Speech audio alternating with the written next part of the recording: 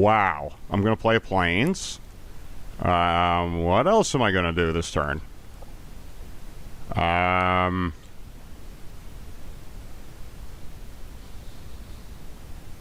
I got all this flipping mana right now. I am going to pay 2, and I'm going to cast Ariad's Lullaby. Alright.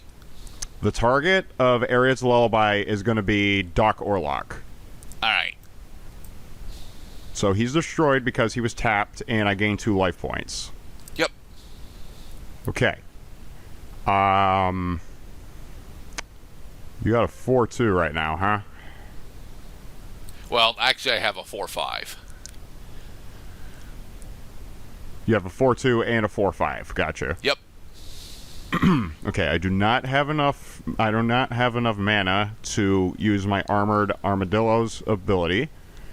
I am gonna do something. Yeah. I'm gonna saddle the Arinx again. Okay. In order to do that, I'm gonna tap Fortune. You got one mount is saddling the other. Yep. Which honestly is probably not an uncommon thing to happen in the set because these creatures can do that for each other. Like in the event you don't have a non-mount, because it doesn't have to be a non-mount creature. It can be any creature. Right. It's the thing. It's the old MTG meme post where one vehicle ends up crewing another vehicle cyclically until we've got a. What was the big payoff for that one? It wasn't the big train. It was the big walker of some kind. The big walker. I love it.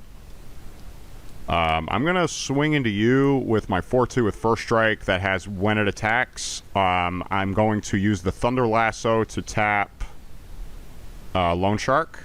Yep. And then I scry 1. Okay. I'm gonna leave that card on top of my deck. Now it's the blocking step. Now the question is, do I want to block Arinx? I would think no. I would, if I were you, I would accept the damage. Yeah, I should probably just accept the damage. All right.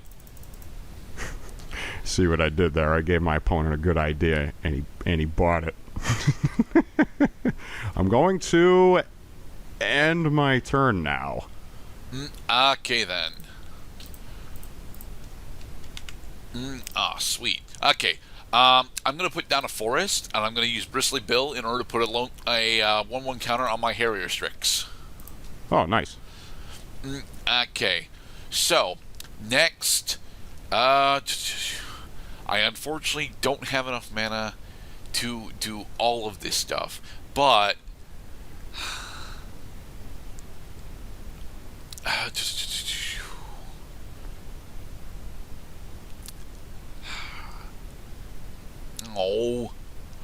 really don't have enough. I really don't have enough mana to do the thing that I really want to do. Oh well.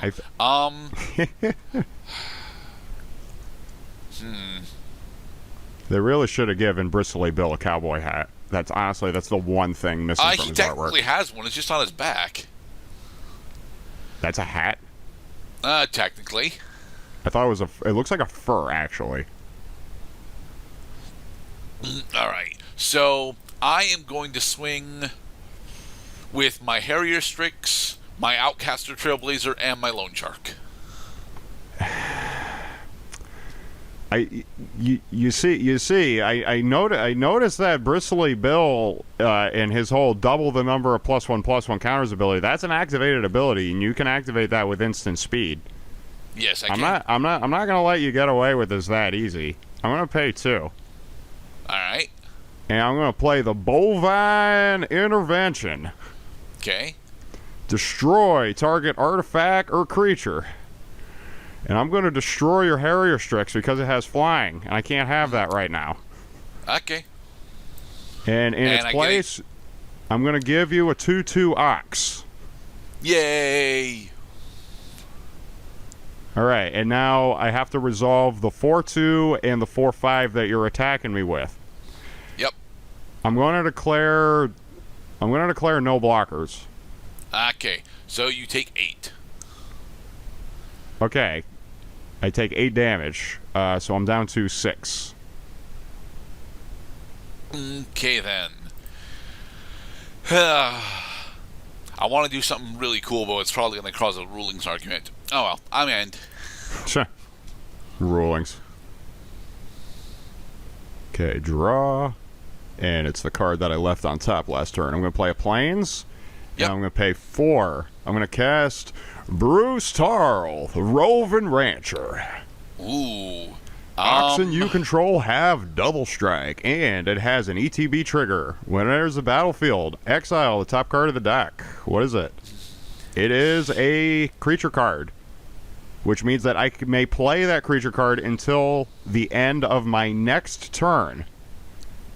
If it was a land card, I would have created a 2/2 Ox that would proceed to get double strike because of Bruce Tarl's ability. Next now. So just in the interest of exploring the new and fanciful keywords we have in this here set, you can only apply the saddle ability using creatures that do not have summoning sickness. Is that correct, Mr. Gerdat? I don't think so, because I'm pretty sure you can crew using creatures that have summoning sickness. But you reckon that this stipulation applies also to creatures that you tap in order to saddle a mount. Yeah. Okay.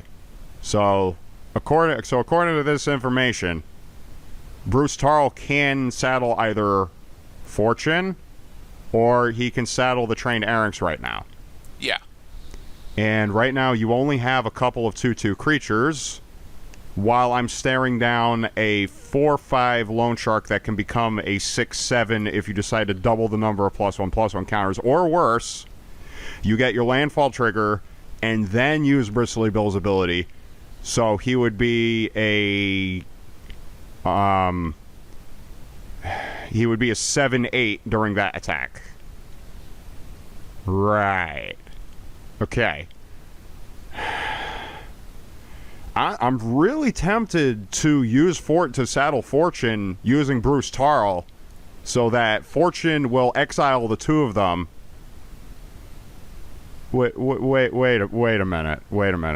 When you return cards to the battlefield using abilities like when you flicker cards, do they return in the same conditions that they were in, like whether they were tapped or untapped?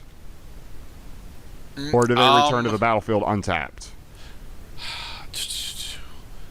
I think as this is a flicker ability, I think he would actually return untapped. So I could tap him and then flicker him, and then he returns to the battlefield untapped? Yeah. That's fucking dope. I'm not sure if that's the move, though. I mean, it would give you That's another nice. ETB off of Bruce. Right. And I could score a 2/2 white Oxen that would get double strike because of his ability. So right now I count, you got 4 creatures, I got 4 creatures. I think the move is to try to hit you, because I can hold off, as long as I can hold off your biggest dude, like, I'll be fine. Because none of your creatures have first strike. Okay, I mean, I know the armadillo ain't going to attack because he doesn't have any power. And then I can tap one of your dudes this turn. All right, I gotta fucking make this hurt. Bruce Tarl can't attack, so, but I'm also not going to tap Bruce Tarl because he's a toughness 3 creature. So looks like I'm going to saddle costs of 2, huh? I'm gonna pay. I'm not gonna pay any mana. I'm gonna go into combat. I'm gonna saddle the Erranks with Fortune. You have to saddle prior to combat. All right, I have to saddle as a sorcery. Okay. I'm gonna put a takesy backsy counter on myself to undo the procession of phases. I'm going back to my main phase. Okay. So now I'm going to tap Fortune in order to saddle the Errings. Okay. And then I got to go into combat. Thank you for clearing that up for me. Okay. I'm going to attack you with the Errings. Okay. 4-2 with first strike. When he attacks, I'm going to tap the Ox token. Okay. And then I'm going to scry 1. I'm going to put this card on the bottom of my deck. I'm actually quite disappointed by how my deck has been drawing cards, because I mean, Jesus Christ. I'll explain later. But you got 4 damage coming at you. Now that we're in the blockers phase, I have a response. Okay, what do you have? Is it a card in your hand? Because this would be really cool if it was a card in your hand. We're gonna cast 3 steps ahead, and we're gonna target our loan shark. Create a token that's a copy. God damn it! So you're gonna you're gonna create a copy of a 3/4 creature that enters the battlefield untapped. I see. Now, here's the rulings argument that I've got. Okay. Does it actually come into play with the 1/1 counter? No. All right then. Because it is a separate permanent. That's a good question, though. All right, and with that, I'll take 4. You're gonna take 4 damage, okay. And from here, I should be dead. Except I'm gonna go into my second main phase, and I'm gonna pay 2. I'm going to attach the Thunder Lasso onto Bruce. And then I'm gonna end my turn. But Lasso's tap ability is only on attack, so.